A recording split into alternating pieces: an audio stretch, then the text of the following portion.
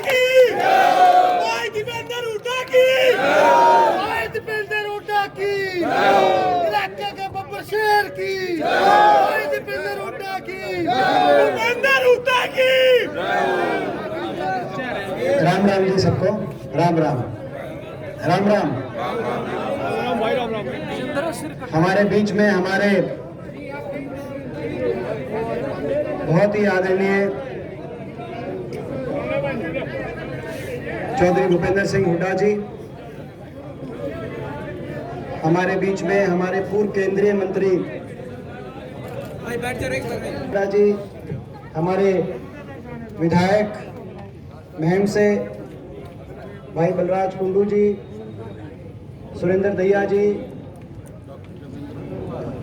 हमारे डॉक्टर जोगेंद्र मोर जी, छत्तीस बिरादरी की भावनाएं हैं, उनको समझ के जिन्होंने हमारा ऐसे समय में साथ देने का काम किया है कि इस साथ से एक राजनीति ने करवट ली है, पूरे प्रदेश की राजनीति ने करवट ली है। और ये यहाँ रुकने नहीं वाली बात, ये जो करवट ली गई है, जो बड़ौदा की गिनती जिस दिन खत्म होगी उस दिन इस खट्टर सरकार की उल्टी गिनती शुरू हो जाएगी। इसकी नींव यहाँ आज, इसकी नींव यहाँ पे आप सब ने, आप सबकी हाजिरी में आदरणीय डॉक्टर कपूर सिंह नरवाल जी ने इस फैसले से उस नींव को रखने का काम किया है। मैं, क्योंकि आज हुड्डा साहब बोलेंगे, हमारे परिवार के, हम सब के परिवार के मुखिया हैं, वो सारी बात राजनीतिक में लंबी बात नहीं, मगर यही कारण है जो साजिश षड्यंत्र हो रहे हैं, जो बड़े बड़े साजिश षड्यंत्र हो रहे हैं कि किस तरीके से लोगों की भावनाओं को रोका जाए, किस तरीके से ये जो चंडीगढ़ में अहंकार में डूबी हुई सरकार बैठी हुई है, जिस सरकार ने हरियाणा को बर्बाद करने में कोई कसर नहीं छोड़ी। 6 साल हो गए, 6 साल में हरियाणा का सत्यानाश करने में कोई कसर सरकार ने छोड़ी नहीं। हर वर्ग को चोट मारने का काम किया। आज किसान सड़क पे, किसान आपने पीपली में देखा होगा, किसान तो सड़क पे पिट रहा है, उसकी फसल मंडी में पिट रही है। एमएसपी बढ़ाने की बात होती थी, अब एमएसपी बचाने की लड़ाई लड़ी जा रही है। गरीब आदमी पे सारी जन कल्याणकारी नीतियों को रोककर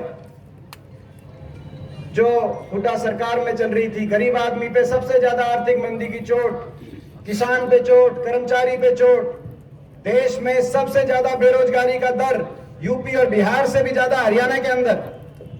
यूपी और बिहार में से लोग यहाँ पे काम करने आते थे, वहां से भी ज्यादा बेरोजगारी का दर हरियाणा में।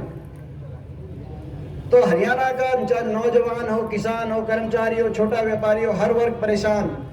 ये फैसला जो बड़ौदा देगा, ये फैसला इस सरकार के खिलाफ नहीं बना देगा। अविश्वास प्रस्ताव यहाँ बड़ौदा से पास होगा, ये रेफरेंडम है, और जिस दिन ये अविश्वास प्रस्ताव यहाँ से पास हुआ, वो विश्वास प्रस्ताव बड़ौदा में नहीं डटेगा, वो चंडीगढ़ तक पहुंचेगा और चंडीगढ़ में बदलाव लेकर आएगा, आपकी सरकार लेकर आएगी। तो ये इस बात की लड़ाई है, और इसीलिए साजिश षड्यंत्र रचे जा रहे हैं, बड़े बड़े साजिश षड्यंत्र। चुनाव में आपने देखा होगा, जब लोकसभा का चुनाव हो रहा था, तब भी हम एक बात कहते थे कि बीजेपी को एक ही डर था, 75 पार कुछ नहीं था, 75 पार 80 पार कुछ नहीं था, बराबर की लड़ाई थी। अगर एक भी लोकसभा सीट जीत जाते, चाहे रोहतक की बात थी, चाहे सोनीपत की बात थी, उसी दिन इनकी सरकार की उल्टी गिनती शुरू हो जाती।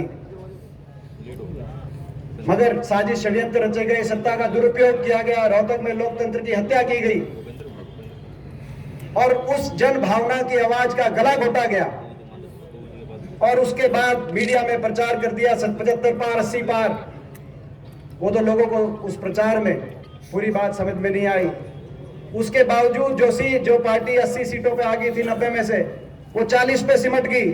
उनको जब बैसाखियों की जरूरत पड़ी, तो जिन लोगों ने कहा था बीजेपी को जमुना पार पहुंचाएंगे, जेजेपी पार्टी ने कहा था कि नहीं कहा था? जमुना पार वो मिल गए 75 पार वालों से, और उनको बैसाखिया देने का काम किया। उनकी इससे ज्यादा राजनीति में विश्वासघात लोगों के साथ नहीं हो सकता कि वो इस बात की लोग बीजेपी को बाहर करेंगे, और जिस दिन गिनती हो जाए उसको सबसे पहले जाके समर्थन देने का काम करो। इस बात का आज बड़ौदा का जनादेश इस बात का भी फैसला करेगा कि वो जो फैसला लिया था वो फैसला गलत था कि सही था। ये फैसला भी बड़ौदा के अंदर होना है। तो इसमें इस चुनाव में इसीलिए बहुत ताकतें लगी हैं, साजिश और षड्यंत्र करने पूरी सरकार लगी है। मैंने तो देखा है किस तरीके से साजिश षड्यंत्र इन्होंने की। लोकसभा चुनाव में हर तरीके से धन बल, सत्ता बल, हर चीज का प्रयोग करेंगे चुनाव में जन भावना को रोकने के लिए। तो मैं जो हर चीज का प्रयोग करेंगे, मगर हम सबको समझदारी के साथ और उसमें एक इलाके की भावना को देखते हुए अपने इलाके के नेतृत्व को मजबूत करने के लिए चंडीगढ़ में दोबारा अपना आदमी बैठे, इस बात की भावना को समझते हुए डॉक्टर साहब ने एक ऐसा निर्णय लिया। धर्म संकट आते हैं, मगर उन धर्म संकट में धर्म का साथ देना, ऐसे समय में साथ देना, आज पूरे हरियाणा की नजर थी आप पे, ऐसा साथ दिया। तो मैं अपनी तरफ से तो इस बात को निभाऊंगा ही। हुड्डा साहब सारी बात कहेंगे, मैं जो है वो सारी बात कहेंगे, मैं तो अपनी तरफ से इसका भार मानूंगा ही, इस बात को निभाऊंगा ही। मैं समझता हूं कि ये इलाका भी डॉक्टर साहब, ये पूरा हमारा इलाका, बड़ौदा हल्का नहीं, पूरा इलाका और हरियाणा आपका नाम सोने के अक्षरों में लिखेगा। ये जो नया संघर्ष शुरू होगा, ये जो नया संघर्ष शुरू होगा, हम उसके लिए आपका नाम सोने के अक्षरों में लिखा जाएगा। और मेरे से जो मेरी जिम्मेदारी लगेगी, जितना मान सम्मान मेरे से हो सकेगा, निजी तौर पे भी, सामाजिक तौर पे भी, राजनीतिक तौर पे भी, जो मान सम्मान मेरे से हो सकेगा। आपको पता है डॉक्टर साहब, आपने बैठ के देखा है मेरे को, जो मान सम्मान मेरे से हो सकेगा, मैं उसमें कभी पीछे नहीं रहूंगा। ये मैं अपनी तरफ से विश्वास दिलवाता हूँ। और एक बार फिर जो आपने फैसला लिया, उस फैसले के लिए आपको बहुत बहुत बधाई देता हूँ। और ये हमारा जो हमारी जो लड़ाई है, इस लड़ाई में हम सारे शामिल होकर अब आगे बढ़ेंगे।